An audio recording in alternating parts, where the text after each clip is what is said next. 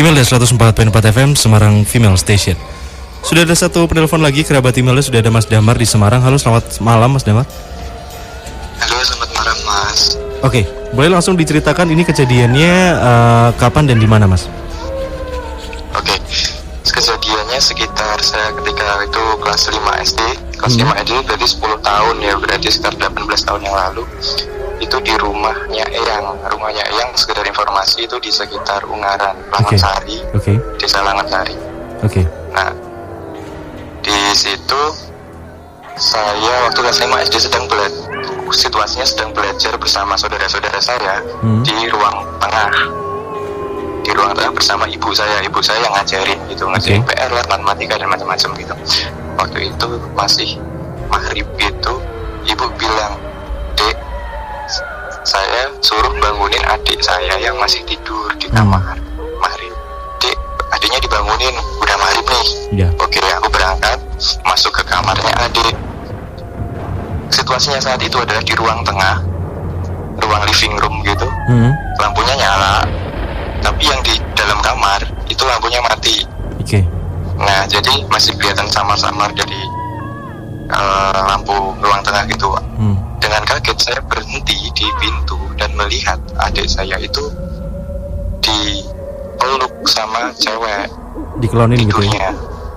Dikelonin gitu sama cewek. Saya melihatnya waktu itu adalah ibu saya yang ngeloni.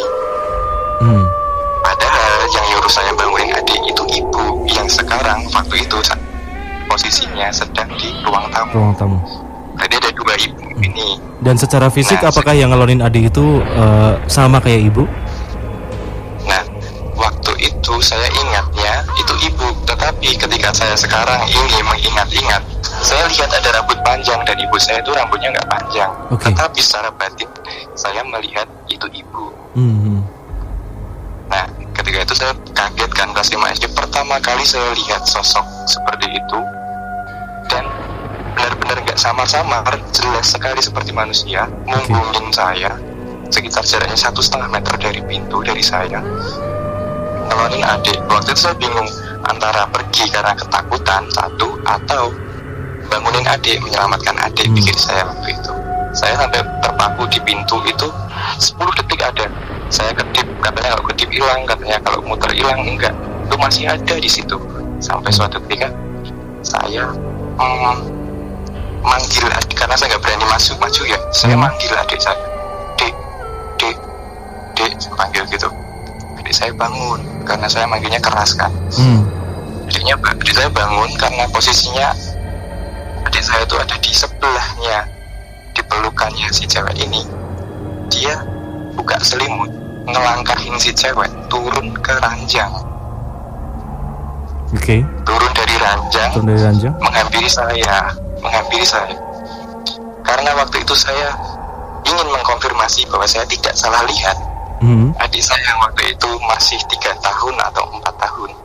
Saya berhentiin di pintu karena dia berat jalan keluar kan. Sambil saya masih melihat sosok itu tuh di atas ranjang. Saya tanya ke adik, "Dek, ibu di mana?" gitu. Dan dengan kagetnya adik saya menjawab, "Itu ibu masih tidur di ranjang." Nah, setelah itu dia pergi. Entah kemana saya nggak tahu. Dan saya masih terpaku di kamar, di pintu kamar melihat ibu itu. Dan itu sosok itu masih tidur, masih diam dengan posisi yang tidak bergerak.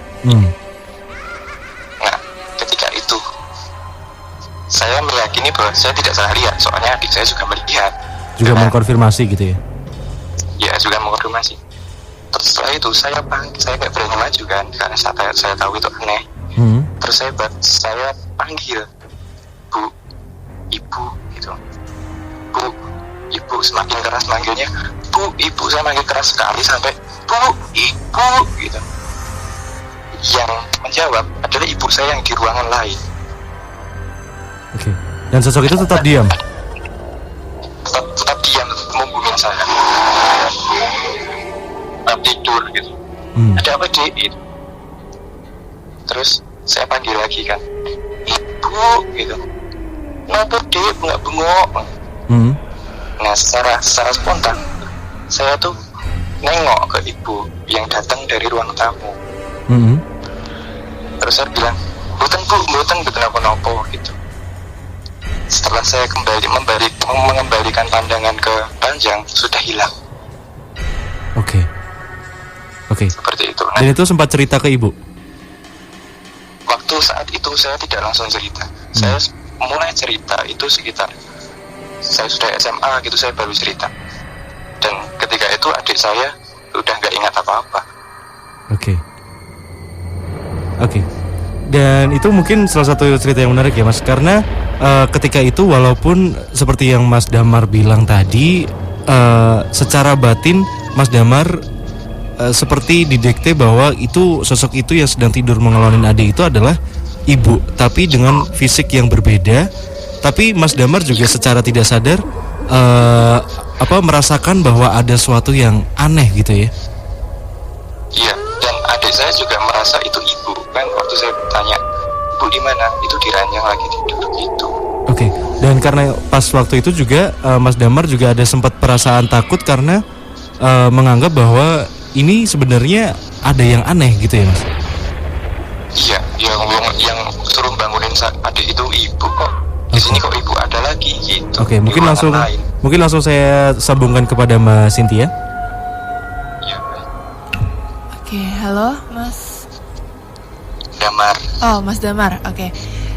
Tadi itu kan sudah cerita. Jadi sosoknya itu cewek, bisa dibilang kayak kuntilanak, tapi kuntilanak itu sebenarnya kelas-kelasan sih. Ada yang kelas paling bawah. Nah, ini bukan yang paling bawah sih, kayak masih kayak udah ada tingkatan yang lebih gitu. Terus tapi itu bukan sebenarnya itu bukan kayak kodamnya ibu, itu bukan. Jadi itu memang kayak kuntilanak biasa. Kayak cuman mau ngelabuhin Mas sama adiknya Mas Damar aja sih. Kayak misalkan nih loh, aku bisa ngelabuin kalian, aku bisa bikin pikiran kalian tuh kalau misalkan aku adalah ibu kalian gitu. Oke. Gitu. Tapi sosok yang negatif kah? Iya, negatif. Oke. Negatif, dan mungkin masih sekarang masih ada di rumahnya sih Mas. Tapi udah nggak pernah. Masih kan? Masih ramai banget sih kayak di sekitar rumah situ tuh. Sejak saat itu pengalaman pertama kan. Sejak saat itu saya tuh sering ketemu pengalaman serupa, tapi dengan berbagai pengalaman lain. Dan sampai sekarang kan saya udah tinggal di rumah bapak ibu nih, yang dekat dari rumah situ, sekitar selisih satu rumah di belakang lah gitu. Oke. Tapi kalau boleh tahu itu dari mana? Dan sekitar rumah situ ada spot yang sangat mengancam untuk saya. Sampai saya kalau siang pun lewat situ, takut. Itu tuh nggak kuat. Kalau malam pun, apalagi kalau pas saya lemah, saya memilih nggak lewat situ. Tetapi ketika saya bisa mengafirmasi sugesti positif, saya bisa lewat situ. Tapi seringnya itu bukan ruangan sih, area sekitar rumah ya, area kosong, kebun nggak ada penghuninya gitu, kebun nggak dipakai, nggak dibersihin dan lain-lain, sama kelukan dan lain-lain. Lahan kosong. Kalau saya lewat situ, itu rasanya rame banget.